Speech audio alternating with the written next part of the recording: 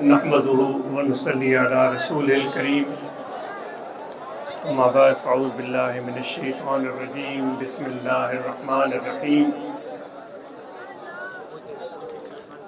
إن الله وملائكته يصلون على النبي يا أيها الذين آمنوا صلوا عليه وسلموا تسليما اللهم صل على سيدنا ومولانا محمد وعلى آله وأصحابه أجمعين. نماز ٹائم چاہے معزز سامعین، خصوصاً مدرسے کے طلباء اور اساتذہ اور انتظامیہ اور ساتھ میں خلفائے کرام اور جماعت اصلاح المسلمین، جمعیت علماء روحانی طلباء جماعت کے اراکین و ممبران جملہ فقراء، آپ سب کے ساتھ مل بیٹھ کر کچھ لمحے گزارنے کا موقع میسر آیا،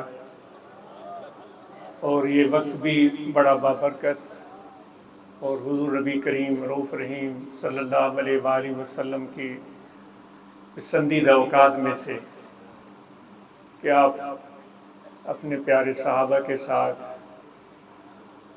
تشریف فرما ہوتے تھے اور اللہ تعالیٰ کا ذکر کرتے تھے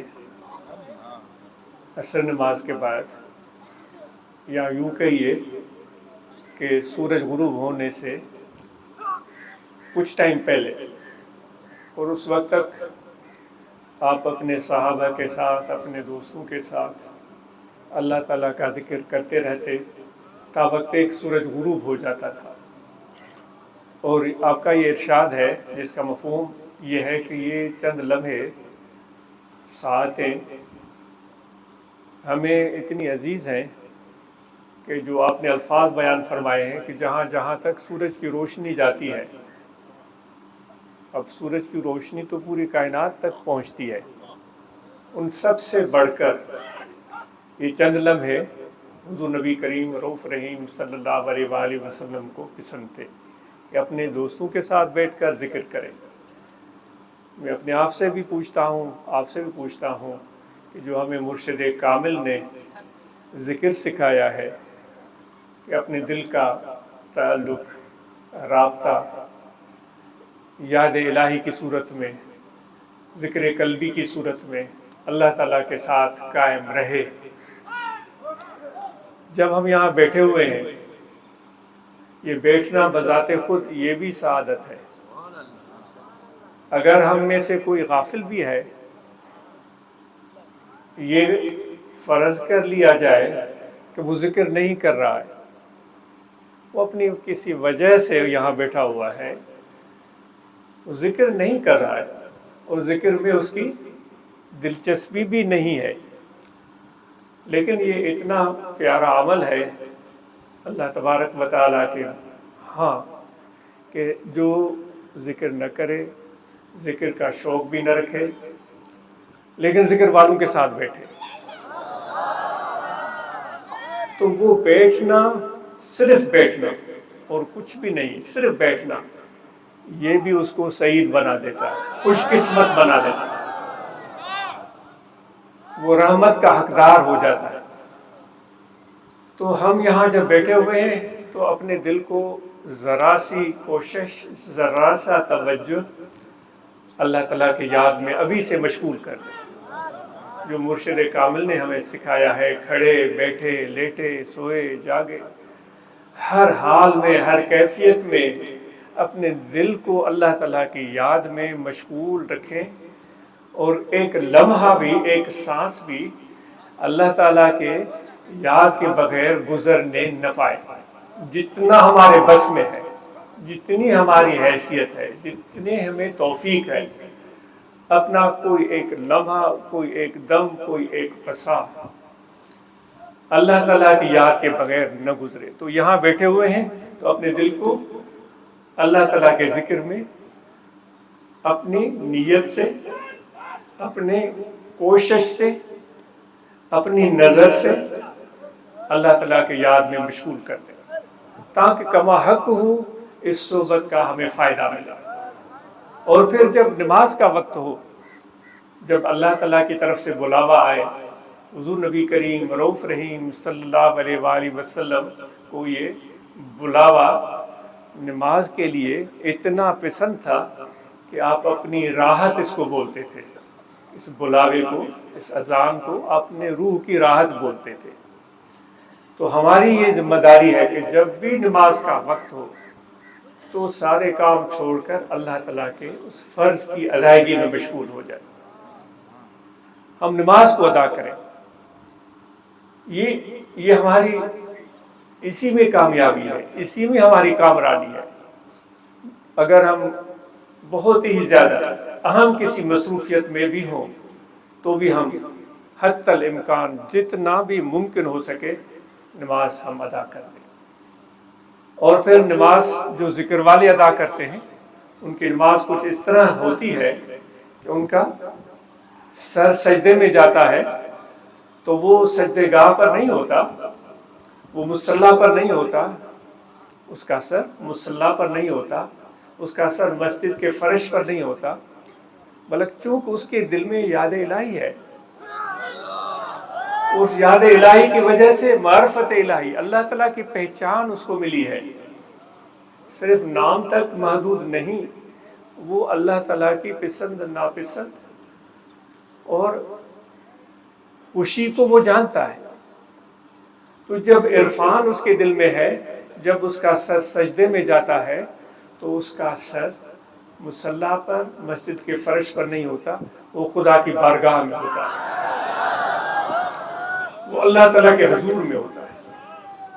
حضور نبی کریم رؤوف رحیم صلی اللہ علیہ وآلہ وسلم نے ارشاد فرمایا ہے کہ جتنے بھی میرے امتی ہیں وہ بڑوں کا احترام کریں، چھوٹوں سے پیار کریں۔ میرے آقا و مولا حضرت صلی اللہ علیہ وآلہ وسلم اپنے پیارے نواسے حضرت امام حسن، حضرت امام حسین علیہ السلام سے کس قدر شفقت فرماتے تھے، کس قدر محبت فرماتے تھے، کس طرح ان کی جو چاہتیں ہوتی تھیں ان کو پورا کرتے تھے، ان کے ساتھ کھیلتے تھے، ان کے ساتھ آپ کھیلتے تھے، ان کو کھلاتے تھے، ان کو گھماتے تھے اپنے پیارے نواسوں کو۔ یہ محرم کا مہینہ ہے جو امام عالی مقام رضی اللہ عنہ کے شہادت کا مہینہ، جس میں آپ نے اپنی اہل بیت کے ساتھ اپنے پیارے نانا کے دین کے لیے، اسلام کی سربلندی کے لیے اپنی جان کے نذرانے پیش کر دیے۔ آپ کے نوجوان شہزادے وہ شہید ہوئے۔ تو وہ مہینہ آج ہم دیکھ رہے ہیں، وہی امام حسین کس قدر حضور علیہ السلام کو پیارے تھے، کس طرح ان سے شفقت فرماتے تھے۔ وہ حدیث آپ نے سنی ہوگی، مفہوم عرض کیا جاتا ہے، مسجد میں بیٹھے ہوئے ہیں، لوگ بیٹھے ہوئے ہیں، آپ نے تو سنا ہوگا کہ صحابہ جب آپ کی صحبت میں بیٹھتے تھے تو ہم تنگوش ہوتے تھے، ان میں اتنی یکسوئی ہوتی تھی۔ کبھی آپ نے تجربہ کیا ہے کہ کبھی کوئی ہمارے ساتھ گفتگو کرے تو پوری یکسوئی کے ساتھ، پورے توجہ کے ساتھ ہم اس کی بات سنیں؟ یہ بھی ایک ہنر ہے جو آج کل مفقود ہو رہا ہے، کیونکہ ہمیں اس کے دکھڑے سننے کے ساتھ اپنے دکھڑے یاد آ جاتے ہیں۔ بھائی اس کو تو کوئی تکلیف ہی نہیں ہے، تکلیف تو مجھے ہوئی تھی 2 سال پہلے، اس کو تو کوئی پریشانی نہیں ہے، تو پریشانی تو میری ہے۔ حالانکہ اس موقع پر وہ شخص جو چل کر آیا ہے اس کی بات سننا یہ بہت اہم ہوتا ہے۔ تو بہرحال بات سے بات نکل جائے گی تو بات طویل ہو جائے گی۔ تو حضور نبی کریم رؤوف رحیم صلی اللہ علیہ وآلہ وسلم بیٹھے ہوئے تھے، صحابہ بیٹھے ہوئے تھے، ہم تنگوش تھے، اور کوئی ان کی جنبش نہیں ہوتی تھی ان کے جسموں میں، یہاں تک کہ آپ نے روایت سنی ہوگی کہ ایسے محسوس ہوتا تھا جیسے ان کے سروں پر پرندے بیٹھے ہوئے ہیں، ایسے ہلیں گے تو وہ اڑ جائیں گے، یعنی اتنے ہم تنگوش ہوتے تھے۔ یکسوئی کے ساتھ آپ کا ارشاد سنتے تھے۔ حضرت امام حسن یا امام حسین ان میں سے دونوں یا کوئی ایک آیا، بھاگتا ہوا آیا، اور اس نے وہ آ کر حضور علیہ السلام کے گلے لگا۔ آپ نے اپنے ہاتھ مبارک کھول دیے۔ ہم پرتکلف ہوتے ہیں، ہمیں وہ اپنا وقار اور اپنا عزت، وہ بھرم بڑا پیارا ہوتا ہے۔ اس بھرم کو قائم رکھنے کے لیے پھر ہم اوروں کے جذبات کو بھی ہم مجروح کر دیتے ہیں، بعض اوقات اوروں کے دلوں کو ہم زخمی کر دیتے ہیں اپنے الفاظوں کے تیروں سے، اپنے رویے جو ہمارے بڑے ہی جارحانہ ہوتے ہیں اوروں کو تکلیف پہنچا دیتے ہیں۔ تو حضور علیہ الصلوۃ والسلام نے سب باتیں چھوڑ کر اپنے پیارے نواسے کو گلے سے لگایا، پھر چوما، پھر آپ صلی اللہ علیہ وآلہ وسلم نے ان کے منہ مبارک کو، چہرے انور کو چوما۔ تو سامنے ایک شخص نیا آیا ہوا تھا، وہ یہ حیرت سے دیکھتا رہا۔ تو جب آپ گفتگو بھی کی، شفقت بھی فرمائی، پیار بھی کیا، باتیں بھی سنی، پھر متوجہ ہوئے تو اس نے کہا کہ یا رسول اللہ صلی اللہ علیہ وسلم، کیا آپ بھی ایسے کرتے ہیں؟ آپ نے فرمایا کہ کیا آپ کہہ رہے ہیں؟ یہی کہ اپنے بچوں کو گلے سے لگاتے ہیں، ان کے چہرے کو چومتے ہیں، ان کی باتیں سنتے ہیں، ان کی ہمیں چھوڑ کر اتنے بڑے کہیں کہ صحابہ بیٹھے ان کو چھوڑ کر ان کی طرف متوجہ ہو گئے۔ تو یہ مفہوم میں عرض کر رہا ہوں۔ تو آپ صلی اللہ علیہ وآلہ وسلم نے اس سے پوچھا کیا تمہارے بچے ہیں؟ اس نے کہا کہ ہاں میرے بچے ہیں۔ آپ نے فرمایا کبھی ان کو گلے لگایا ہے؟ اس نے کہا کہ ایسا نہیں ہوا۔ کبھی چوما ہے ان کو؟ اس نے کہا کبھی ایسا بھی نہیں ہوا۔ غالباً آپ صلی اللہ علیہ وآلہ وسلم نے فرمایا کہ اگر تمہارا دل اتنا ہی سخت ہے پتھر کی طرح تو میں کیا کر سکتا ہوں؟ تو میرے بھائیوں، میرے دوستوں، یہ ہمیں درس دیا ہے۔ عبادتیں ہم کریں، نمازیں ہم پڑھیں، ضرور پڑھیں، لیکن اس کا مطلب یہ نہیں ہے کہ ہم اپنے آپ کو اس مقام پر لے جائیں کہ اور لوگ اور بچے اور خاندان والے ہمیں حقیر نظر آئیں۔ تو ایسی عبادت خدا کے قریب کیا کرے گی جو خدا کے مخلوق سے ہمیں دور کیے جا رہی ہے؟ وعباد الرحمن الذین یمشون علی الارض ہونا، اللہ کے بندے ہیں جب زمین پر چلتے ہیں، یعنی کہ یہ ایک ان کی رویے کی بات ہو رہی ہے، ان میں عجز ہوتا ہے، ان کے الفاظ میں عجز ہوتا ہے، ان کے عمل میں عجز ہوتا ہے۔ ان کے ساتھ بیٹھیں گے تو ان کے عجز کی وجہ سے آپ کو محسوس ہوگا کہ یہ کس قدر نرم طبیعت کے محبت کرنے والے انسان ہیں۔ وہ الفاظ میں تو ہم تعریفیں کر کے اپنا تعارف کرا دیتے ہیں کہ میں یہ ہوں، میں وہ ہوں، میں اتنا سخی ہوں، میں اتنا بہادر ہوں، میں نے یہ بھی کیا، میں نے مسجد بنائی، میں نے مدرسہ بنائی، ہم کہہ دیتے ہیں۔ لیکن دوستو، انسان اتنے سمجھدار ہیں، حیوان بھی سمجھ جاتے ہیں۔ ہماری گفتگو سے بڑھ کر حیوان ہمارے رویوں کو جان لیتے ہیں کہ یہ انسان اچھا ہے۔ وہ ایک پرندہ، ایک جانور ایک کے قریب نہیں جاتا، دوسرے کے ساتھ بیٹھ جاتا ہے۔ تو دوستو، یہ چیزیں ہمیں اپنے اندر پیدا کرنے کی ضرورت ہے۔